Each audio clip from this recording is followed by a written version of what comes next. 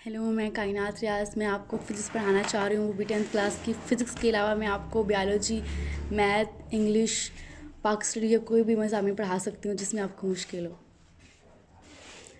आज हमारा जो फर्स्ट टॉपिक है simple harmonic motion and waves. तो पहले हम लिखेंगे कि सिंपल हार्मोनिक मोशन और वेव्स होती क्या हैं। इसमें दो टॉपिक्स हैं कि सिंपल हार्मोनिक मोशन को जानना होगा कि आपके वो क्या होती हैं, और वेव्स को जानना होगा। यहाँ पे हम लोग देख रहे हैं कि यहाँ पे दो डेफिनेशंस हैं कि जो ऑसिलेटरी या वाइब्रेटरी मोशन किसे कहते हैं। तो वाइब्रेटरी मोशन किसे कहते हैं?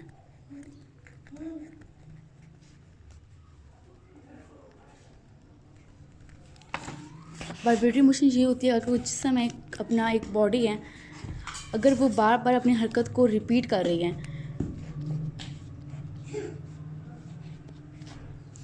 तो हम उसे कहेंगे कि वाइब्रेटरी मोशन कर रही है।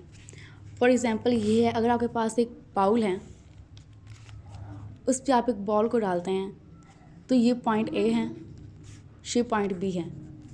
अगर इस बॉल को आप यहाँ पर लाते हैं तो ये यहाँ तक जाएगा, फिर ये यहाँ से वापस यहाँ तक आएगा।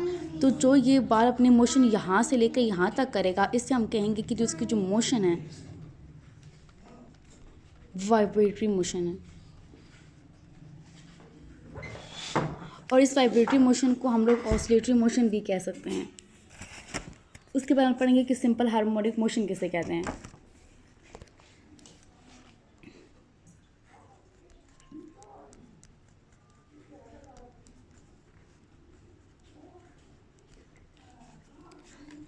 अब यहाँ पर एग्जाम्पल आपके पास स्प्रिंग के साथ बंधे हुए मास की मोशन। यहाँ पर आपके पास ये होगा कि अगर आप एक यहाँ पे ले रहे हैं, यहाँ पर आपने एक स्प्रिंग लिया है, ये स्प्रिंग है आपके पास।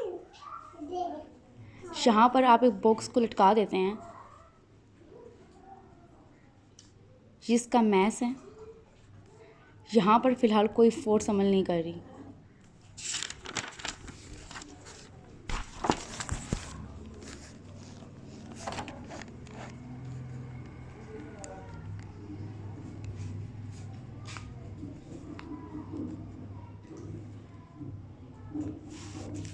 उसके बाद जब आप इस पर फोर्स लगाएंगे, इसे यहाँ पे छोड़ देंगे तो ये थोड़ा से रिंगर्स बन जाएंगे, ये थोड़ा सा इस तरह से बन जाएगा।